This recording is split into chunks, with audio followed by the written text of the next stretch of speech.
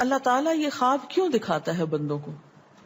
اور یہ ایک ایسا عمل ہے کہ جو انسان جس پہ قابو نہیں پا سکتا، جو انسانی ڈسکوری سے باہر ہے کہ ایسا کیوں ہوا.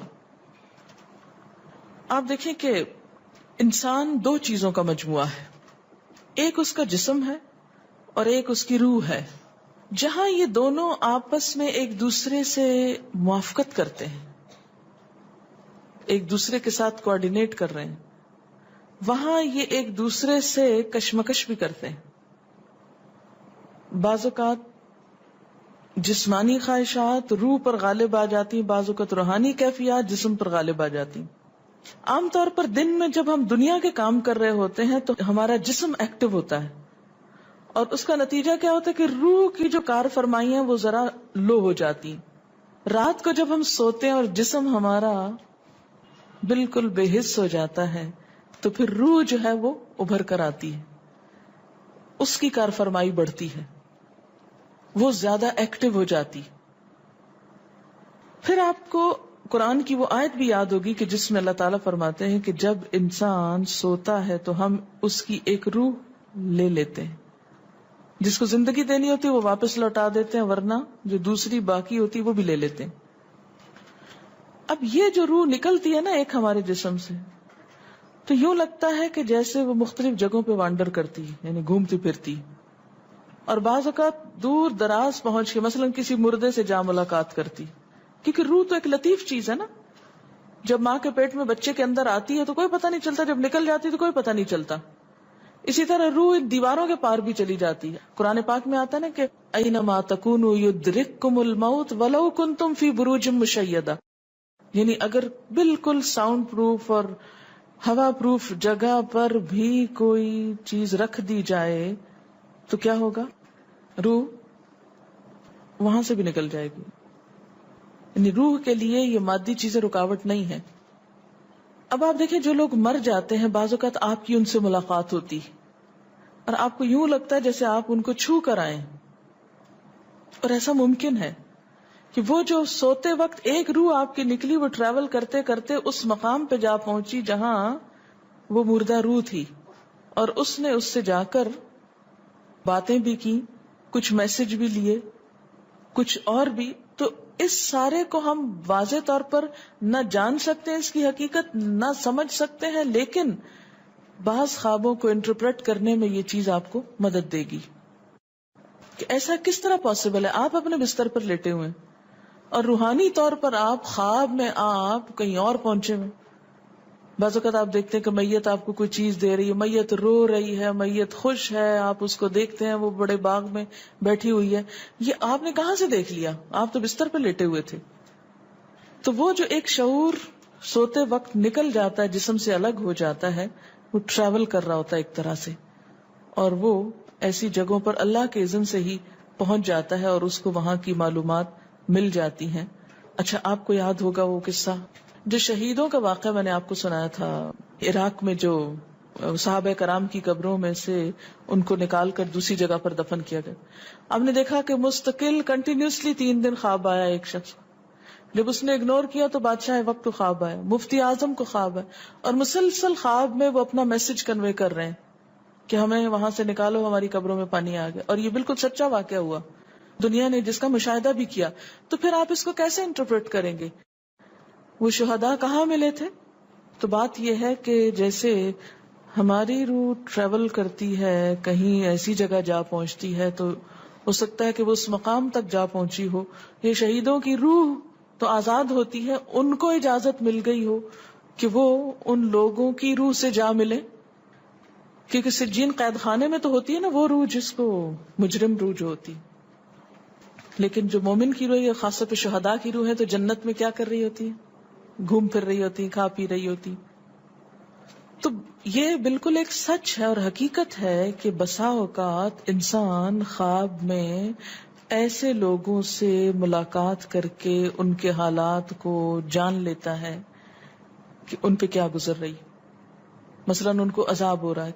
یہ عام بات ہے نا کہ میت کو جس حال میں دیکھو اسی حال میں ہوتی ہے.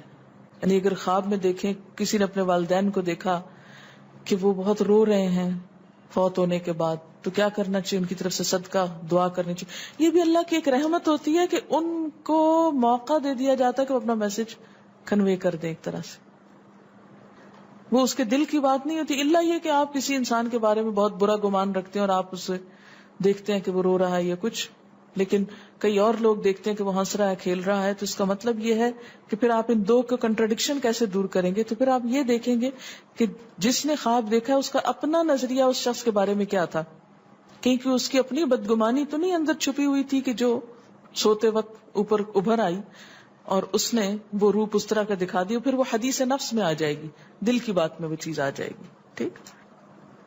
تو نبوت کا جیسے انبیاء علیہ السلام کو کچھ غیب کی خبریں دے دی جاتی تھی، اسی طرح عام انسانوں کو خواب کے ذریعے کچھ غیب کی خبریں دے دی جاتی ہیں. لیکن کسی بھی خواب کے سچا ہونے کی آپ کوئی دلیل نہیں رکھتے. ایز سچ واضح بات یہ نہیں کہہ سکتے کہ میں نے جو خواب دیکھا وہ بالکل سچ ہو جائے گا، یہ آپ دعویٰ نہیں کر سکتے. نبوت کا تو دعویٰ کیا جا سکتا ہے، لیکن آپ اپنے خواب کا دعویٰ نہیں کر سکتے کہ میں نے جو دیکھا ہے وہ بالکل سچ دیکھا. ہو سکتا ہے آپ کو شیطان نے ڈرایا ہو سکتا ہے کہ آپ کے اپنے دل کی سوچیں اور خیالات اس میں آ رہے ہوں، اور خصوصاً اس وقت جب دو متضاد آپ کو خبریں ملے. مثلا ایک شخص آپ کے پاس آتا ہے، وہ کہتا ہے کہ میں نے آپ کے بارے میں بہت اچھا خواب دیکھا. دوسرا آتا ہے کہتا ہے کہ میں نے آپ کو اچھے حال میں نہیں دیکھا. اب یہ فرق کس چیز کا ہو گیا؟ اس کے اپنے گمان کا فرق ہے. ایک آپ کے بارے میں گمان اچھا رکھتا ہے، وہ آپ کو اچھا دیکھنا چاہتا ہے لہٰذا وہ آپ کو اچھا دیکھ رہا ہے، اور دوسرا آپ سے حسد رکھتا ہے اور وہ آپ کو ہر قیمت پہ ختم ہوتے دیکھنا چاہتا ہے. وہ ویسے تو مار نہیں سکتا آپ کو، لہذا خواب میں مار لیتا ہے اور خواب میں آپ کا حال برا دیکھ لیتا ہے. تو وہ خواب دراصل کیا ہوتا ہے؟ اس کی اپنے نفس کی بات ہوتی ہے. اسی طرح بعض لوگ جو جھوٹ سے بچتے ہیں، دھوکے سے بچتے ہیں، جن کے اندر منافقت نہیں ہوتی، جن کے دل بالکل صاف ہوتے ہیں، ان کو بھی بعض اوقات ایسے خواب آتے ہیں کہ جو بالکل واضح حقیقت ایک طرح سے نظر آ جاتی. لیکن کوئی شخص یہ خود سے دعویٰ نہیں کر سکتا کہ جو میں نے دیکھا ہے وہ میرے دل کی بات نہیں اور وہ بالکل بڑی سچائی ہے، جب تک کہ وہ چیز عملاً سامنے نہ آ جائے. آپ صلی اللہ علیہ وسلم نے فرمایا اچھا خواب اللہ کی طرف سے ہے اور برا شیطان کی طرف سے. یعنی اگر آپ کسی کو برا دیکھ رہے ہیں یا کسی کی برائی دیکھ رہے ہیں تو وہ دراصل کیا ہے؟ شیطان ہے آپ کے اندر، جو آپ کو اس شخص کے خلاف یا کسی خاص واقعے کے خلاف بھڑکا رہا ہے، اور آپ اپنی تسلی کر لیتے ہیں خواب کے ذریعے. فرمایا پس جب کوئی شخص پسندیدہ خواب دیکھے تو اسے صرف اس شخص سے بیان کرے جس سے محبت اور اعتقاد ہے. یہ میرا مشورہ نہیں، نبی صلی اللہ علیہ وسلم کا ہے آپ سب کے لیے.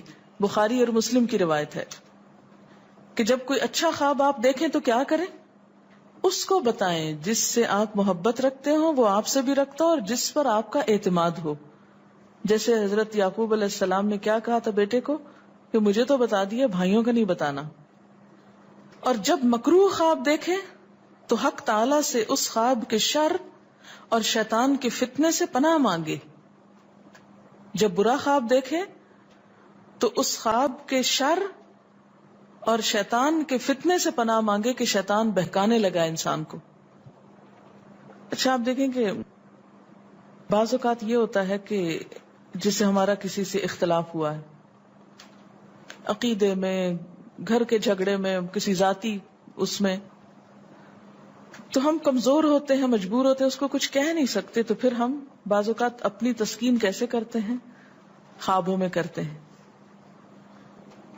مثلا ایک لڑکا کسی سے شادی کرنا چاہتا ہے اور وہ کر نہیں پاتا، اس کو وہ رشتہ مل نہیں رہا، تو وہ خواب میں دیکھتا ہے کہ اس کی شادی اس سے ہو گئی ہے، اس لڑکی سے. تو بعض خوابوں کی نوعیت بس صرف اتنی ہوتی، اس سے زیادہ اس کی حقیقت نہیں ہوتی. اچھا بعض اوقات جیسے کسی سے ضد ہے، عداوت ہے، دشمنی ہے آپ کی،